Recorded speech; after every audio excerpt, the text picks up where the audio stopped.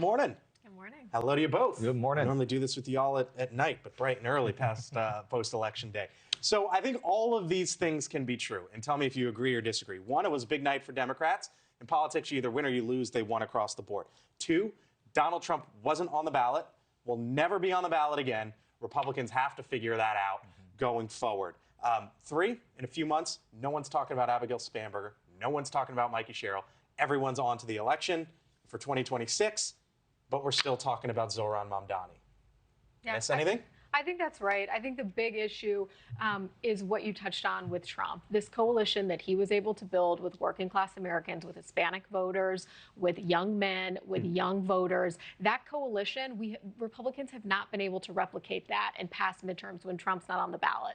And that's why I think they're rented voters. You used that term to me once. I thought that was fascinating. What do you mean by that? I think that they're voters that are rented by they're not owned by the Republican Party. They're rented by when Trump is on the ballot. Because oftentimes you'll have a lot of voters that will go and vote just for Trump and they'll leave. You saw that in Pennsylvania in the Senate race for Dave McCormick, for example. You had a lot of voters that would just go to the ballot box, tick Trump and leave. They wouldn't even vote down ballot. So this is a real challenge for Republicans that they're going to have to figure out. Now, on your point of whether or not this was a big night for Democrats, look, my view is these are blue states. These are Kamala Harris won states. I don't think Republicans were going into tonight not expecting victories from the Democrats there.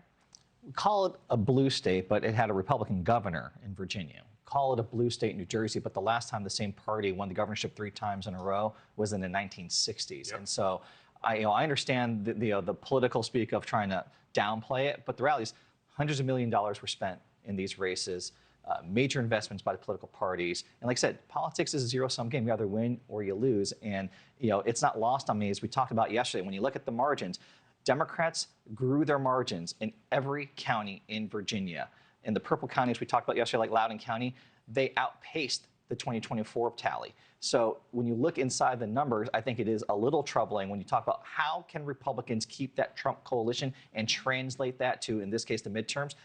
The answers aren't there for them right now, but certainly focusing on text messages and a socialist didn't get the job done. Zohran Mamdani says Trump turned the volume up. Yeah. It's going up and up and up and up and up, I suspect. What do you think happens from here?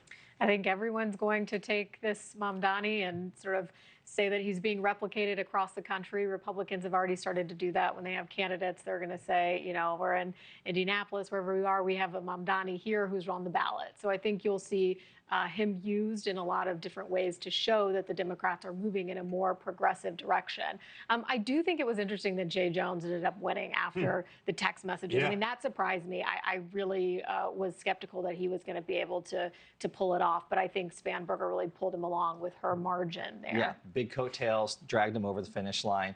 And I think the thing for Democrats, are going to have to figure this out, but I think the answer here about Mamdani is there's only one political party in America where you have to be 100% loyal to one singular figure, and that's the Republican Party. The Democrats are a big tent party. We can elect an Abigail Spanberger. We can elect a Sherry. We can elect a Mamdani. We can have everyone in our party. Can you? Last time I checked, there's a Republican in the White House, a Republican-controlled Senate, and a Republican-controlled House. Well, we just showed last night that we can actually win, and win in broad different ways in different spaces with different constituencies.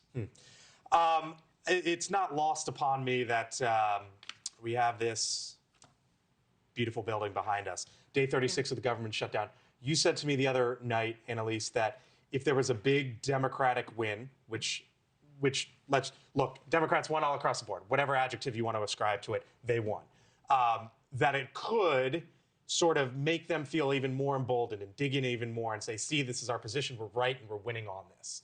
Do you still feel the same way this morning? No, I actually feel the opposite. I think that it might shake loose something. I think there's a possibility that this could be one of the things that needs to happen before Democrats feel like they can concede and vote to reopen the government. They've, of course, voted, 14 times now against reopening the government. And so I think Democrats were a little bit worried that there was going to be, some enthusiasm lost. And they didn't want that message right before the election of we're going and asking Democrats to come out and vote and we're going to fold and not get what we want right before an election. So that was sort of an undercurrent. So I think this had to happen. The elections had to be behind them.